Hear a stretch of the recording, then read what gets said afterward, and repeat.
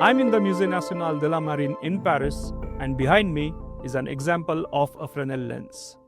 This particular lens, which was functional on a lighthouse near Bordeaux between 1894 and 1955, weighs 2 tons and is more than 2 meters high. The Fresnel lens became indispensable to lighthouses all over the world in the 19th century. It revolutionized maritime signaling by enhancing the light signal range, thereby saving the lives of thousands of sailors and passengers. But even today, this lens is used in several applications, including projectors, traffic lights, and virtual reality headsets.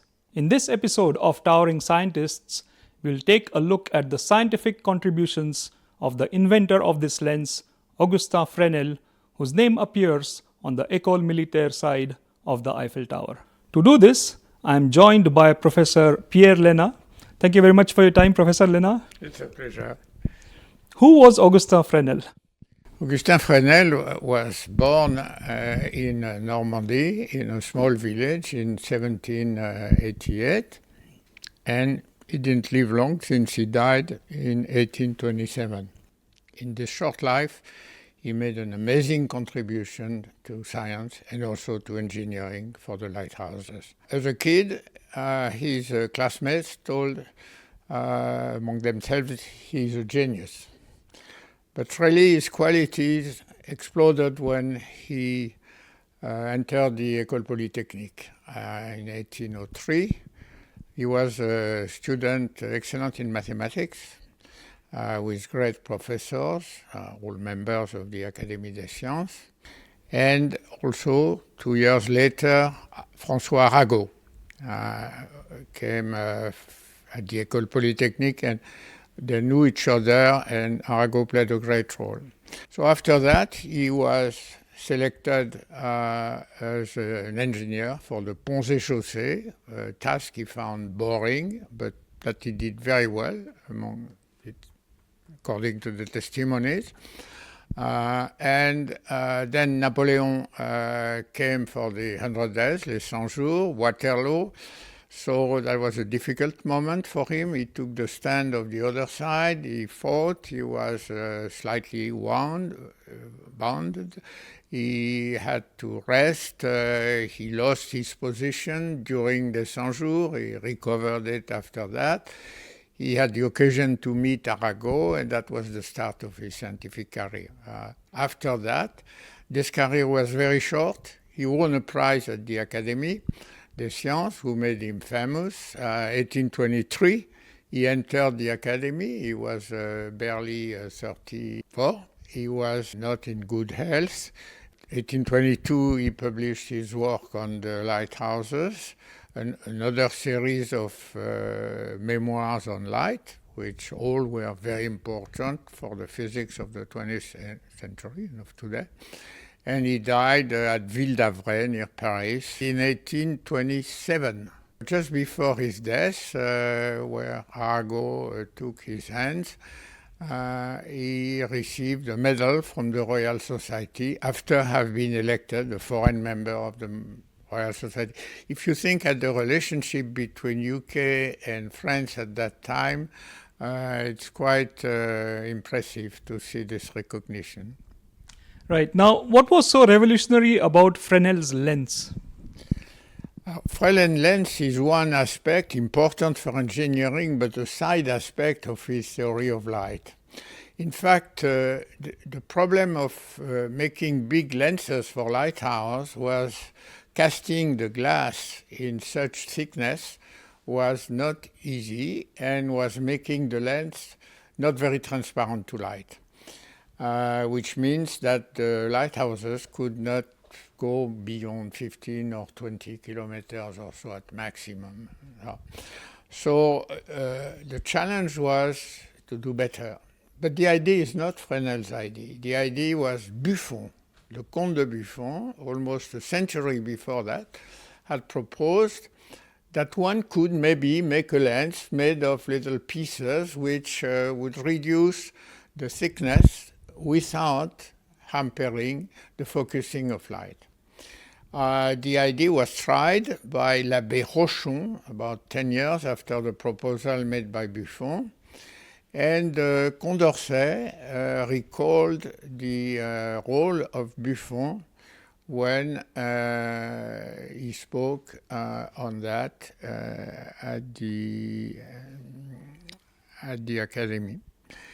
Fresnel caught the idea, but his experimental qualities made him able to realize what nobody has realized before, a big lens of that. And to test it, there were several tests. One test is interesting because it is done between Montmartre and a village about 32 kilometers away from Montmartre, where people could see very well the sharpness of the image and detect the lighthouse.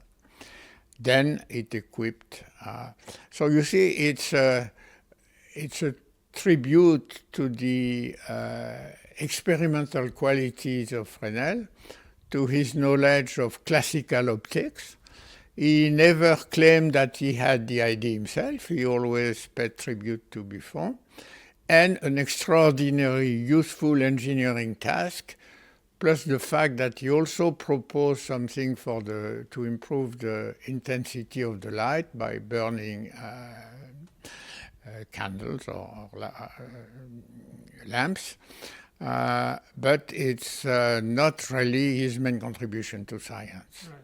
But it certainly saved thousands or maybe more of lives of sailors and passengers on board. What was Fresnel's contribution to the theory of light? During the 18th century, the figure of Isaac Newton was so immense, you can think of Einstein today maybe to compare, that nobody would contest Newton's view. Unfortunately, the vision that Newton had of the nature of light was wrong. I believe that it was made of particles, which will come back, but in a completely different form in the 20th century with Einstein and others. So his theory was wrong and could not explain simple phenomena. Even the color of the rainbow in the prism was not explained by Newton's vision. Something different was needed. This did not escape to people like Huygens, who was a member of this academy just after its creation in 1665 or so, who said, well, maybe this is wrong and light could be made of waves, like the waves on the surface of a lake, pushed by the wind.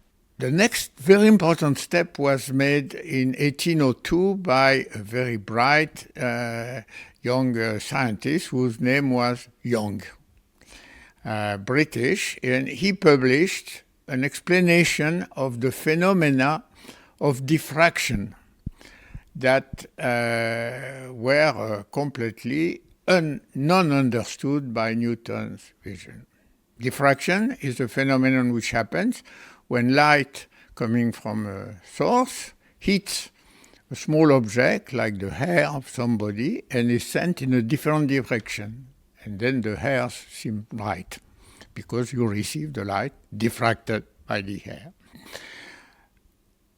What Fresnel did was to start again on this problem. He didn't know at the beginning about Jung's work. Arago later had signaled to him. And so, because he was excellent in mathematics, thanks to his training at the École Polytechnique, he could develop a completely new theory of diffraction, which he first published in 1818, where light is made of waves, and the vibration which in the wave are like the waves on the sea, perpendicular to the direction of propagation of light. This was completely revolutionary.